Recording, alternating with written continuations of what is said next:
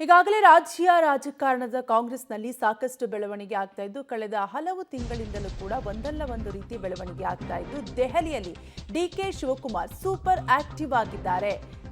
High command ನಾಯಕರನ್ನ DK Shivakumar ಭೇಟಿಯಾಗಿದ್ದು ಈಗಾಗಲೇ ಹಲವಾರು ವಿಚಾರದ ಬಗ್ಗೆ ಮಾತುಕತೆ ನಡೆಸಿದ್ದಾರೆ. ಮಲ್ಲಿಕಾರ್ಜುನ್ ಖರ್ಗೆಯನ್ನ ಡಿಕೆ ಶಿವಕುಮಾರ್ ಮಾತುಕತೆ ನಡೆಸಿದ್ದು ಖರ್ಗೆ ಭೇಟಿ ಬಳಿಕ ವೇಣುಗೋಪಾಲ್ ಅನ್ನು ಕೂಡ ಭೇಟಿಯಾಗಿ ಡಿಕೆ ಶಿವಕುಮಾರ್ ಚರ್ಚೆ ನಡೆಸಿದ್ದಾರೆ.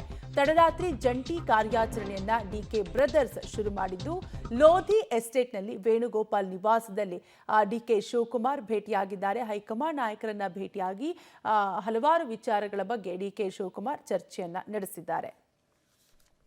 ಡೀಟೇಲ್ಸ್ ಕೊಡ್ತಾರೆ ನಮ್ಮ ಪ್ರತಿನಿಧಿ ಶಬೀರ್, ದೂರವಾಣಿ ಸಂಪರ್ಕದಲ್ಲಿ ಕನೆಕ್ಟ್ ಆಗಿದ್ದಾರೆ.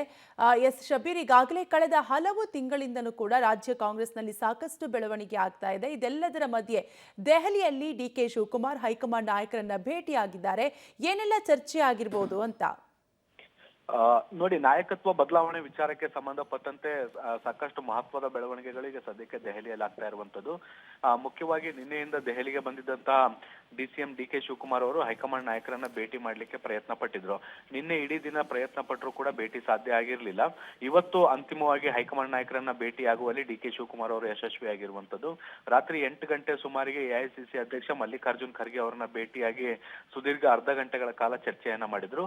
ಅದಾದ ಬಳಿಕ ಎಐಸಿಸಿ ಸಂಘಟನಾ ಪ್ರಧಾನ ಕಾರ್ಯದರ್ಶಿಯಾಗಿರುವಂತಹ ಕೆಸಿ ವೇಣುಗೋಪಾಲ್ ಅವರನ್ನು ಕೂಡ ಡಿಕೆ ಶಿವಕುಮಾರ್ ಅವರು ಭೇಟಿಯಾಗಿದ್ದಾರೆ.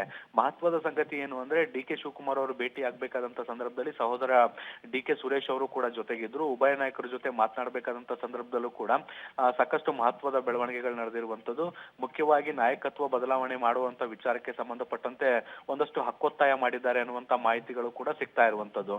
ರಾಜ್ಯದಲ್ಲಿ ಶಾಸಕರ ಒತ್ತಡವೂ ಕೂಡ ಹೆಚ್ಚಾಗ್ತಾ ಇರುವಂತದ್ದು. ಮತ್ತೆ ಈಗಾಗಲೇ 2.5 ವರ್ಷದ ಒಂದು ಮಾತುಕತೆ ಆಗಿತ್ತು ಅಂತ ಏನು ಹೇಳಲಾಗ್ತಾ ಇದೆ, ಅದು ಕೂಡ ಮುಕ್ತಾಯ ಆಗಿರುವಂತದ್ದು. ಆದಷ್ಟು ಬೇಗ ಈ ಸಮಸ್ಯೆಗಳನ್ನ ಅಥವಾ ಗೊಂದಲಗಳನ್ನ ಇತ್ಯರ್ಥಪಡಿಸಬೇಕು ಅನ್ನುವಂತ ನಿಟ್ಟಿನಲ್ಲಿ ಡಿಕೆ ಬ್ರದರ್ಸ್ ಒತ್ತಡವನ್ನ ಹೈಕಮಾಂಡ್ ಮೇಲೆ ಹೇರಿದ್ದಾರೆ ಅನ್ನುವಂಥದ್ದು ಕೂಡ ಈಗ ಮೇಲ್ನೋಟಕ್ಕೆ ಗೊತ್ತಾಗ್ತಾ ಇದೆ. Thank you Shabeer, ಡೀಟೇಲ್ಸ್ಗಾಗಿ.